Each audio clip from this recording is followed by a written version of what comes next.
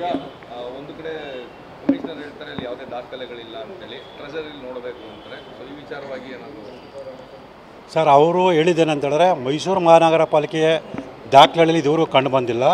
So ಈಗ ನಾವೇನು ದಾಖಲೆ ಕೊಟ್ಟಿದ್ದೀವಿ ಬೇರೆ ಬೇರೆ ಇದಕ್ಕೆ ಸಂಬಂಧಪಟ್ಟಾಗೆ ಏನೇನು ದಾಖಲಾತಿದೆ ಅವೆಲ್ಲ ಕೊಟ್ಟಿದ್ದೀವಿ, ಅವ್ರ ಗಮನಕ್ಕೆ ಬಂದಿದೆ. ಸೊ ಈ ಎಲ್ಲ ದಾಖಲಾತಿಗಳನ್ನು ಆಧರಿಸಿ ಏನು ಮುಂದಿನ ಸಭೆಯಲ್ಲಿ ನಾವು ತೀರ್ಮಾನ ಮಾಡ್ತೀವಿ. ಒಂದು ಏನು ಆಕ್ಷೇಪಣೆ ಸಲ್ಲಿಸೋಕ್ಕೆ ಮನವಿಗೆ ಸಮಯ ನಿಗದಿ ಮಾಡಿದ್ವಿ. ಸೊ ಅದಕ್ಕಿಂತ ಮುಂಚೆನೇ ಇದ್ರ ಬಗ್ಗೆ ತೀರ್ಮಾನ ತಗೊಳ್ಳೋಕ್ಕೆ ಸಾಧ್ಯ ಇಲ್ಲ. ಸೊ ಆ ಸಮಯ ಮುಗಿದ ನಂತರ ಒಂದು ಸಭೆ ನಡೆಸಿ ಇದ್ರ ಬಗ್ಗೆ ತೀರ್ಮಾನ ತಗೊಂಡು ತಿಳಿಸ್ತೀವಿ ಅಂತೇಳಿ ಹೇಳಿದ್ದಾರೆ. ಮತ್ತು ನಾವು ನೀಡಿರ್ತಕ್ಕಂಥ ಮನವಿ ಆಕ್ಷೇಪಣೆ ಮತ್ತು ದಾಖಲಾತಿಗಳನ್ನು ಖಂಡಿತವಾದ ಸಭೆಯಲ್ಲಿ ಚರ್ಚೆ ಮಾಡಿ ಪರಿಗಣಿಸ್ತೀವಿ ಅಂತ ಕೂಡ ನಮಗೆ ಭರವಸೆನ ಕೊಟ್ಟಿದ್ದಾರೆ. ಸರ್ ಖಂಡಿತವಾಗ್ಲೂ ಇದ್ದೇ ಇದೆ.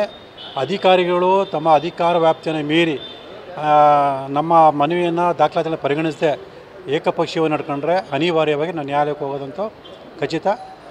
ಯಾವುದೇ ಕಾರಣಕ್ಕೂ ಐತಿಹಾಸಿಕ ಸ್ಥಳವಾಗಿರ್ತಕ್ಕಂಥ ರಾಜ್ಕುಮಾರ್ ರಸ್ತೆಗೆ ಸಿದ್ದರಾಮಯ್ಯ ಅವರ ಹೆಸರಾಗಲಿ ಅಥವಾ ಬೇರೆ ಯಾರ ಹೆಸರಾಗಲಿ ಇಡೋದಕ್ಕೆ ಅವಕಾಶ ಕೊಡಲ್ಲ. ಸೊ ಇಲ್ಲಿ ಒಂದೊಂದು ಸ್ಪಷ್ಟಪಡಿಸ್ತೀವಿ, ನಾವು ಸಿದ್ದರಾಮಯ್ಯ ಹೆಸರು ಇಡೋದು ಬೇಡ ಅಂತ ಹೇಳ್ತಾರೆ, ಆದರೆ ಐತಿಹಾಸಿಕ ರಸ್ತೆ ಇಡೋದು ಬೇಡ ಅನ್ನೋದೇ ನಮ್ಮ ಮನವಿ.